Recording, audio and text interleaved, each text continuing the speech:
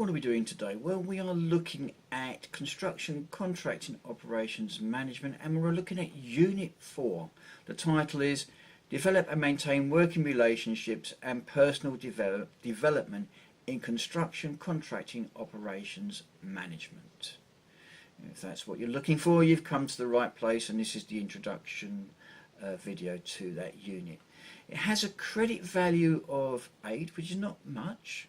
Not many. It's a small, this unit, but I think that's a little bit deceiving, because having gone through the unit, I found it to be an in-depth unit with a considerable amount of substance, and it is at the level 6. So what is this unit all about? The unit, in summary, is all about developing, maintaining and enhancing the trust and support of colleagues and stakeholders, those to whom you report, and people who benefit from your work. And it's also all about personal development.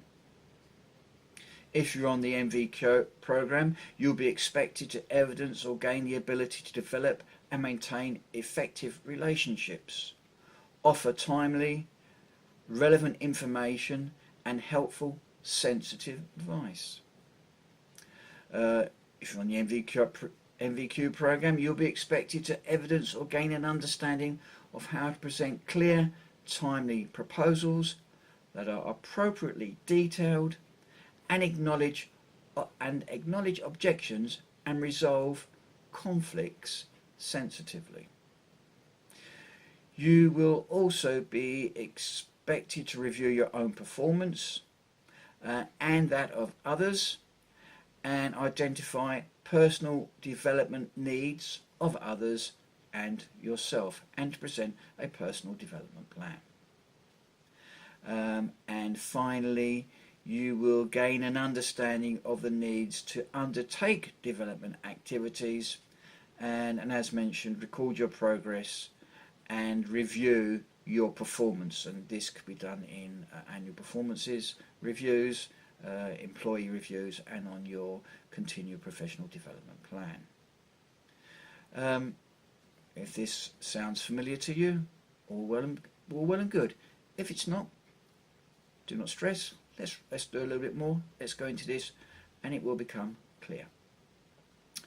Typical evidence requires, if you're on the NVQ program, excuse me, a continued professional development plan or a personal development plan, CV, perhaps a training matrix or evidence of the training courses that you've been on, team development or progress meetings, emails, toolbox talks that you've given on, work allocation sheets, and even a company reference that makes reference to what a good manager you are, a good communicator, and how well you get on with people and all stakeholders. A unit overview. In this unit we have several themes: creating and maintaining good working relationships, understanding and planning personal development for yourself and others whom you manage, and understanding and working in an ethical manner. Construction management has moved from understanding bricks and mortar to understanding and developing people, which includes yourself. And mixed in is a very current theme running through construction training, legislation and professional recognition, such as being a member of the Chartered Institute of Building, and legal requirements. And this theme that is now current is the ethical framework. Ethics. Am I doing the right thing at the right time in all situations?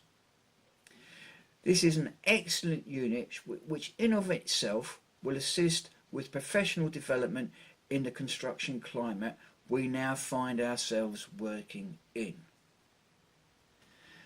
If you feel you're being stretched, or you perhaps have a need for a greater understanding of the requirements of this unit, of the subject matters that have been mentioned, please avail yourselves of the podcasts associated with my company with this unit, as in those podcasts we will go through, or have gone through, all of the learning outcomes and all of the specified assessment criteria.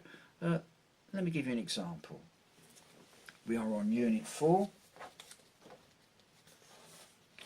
Here I have the podcast scripts before me. Let's just open it up randomly and choose one. Let's see what we've said. Here we've got one, the learning outcome number 6, and I've got 6.7 here. It says, explain how to disclose information obtained from clients only to those who have a legitimate right to receive it. So what you'll find in the podcasts is guidance such as this. Do disclose information to those who have the right to receive it confidentially in a specific need-to-know confidential meeting, and keep all private information secure on a need-to-know basis. If so, say so, using a brief example, and justify your answer, which means give the reasons for your actions and possible consequences if the private information became public. So that's just one of the assessment criteria in the learning outcome, and as you can see,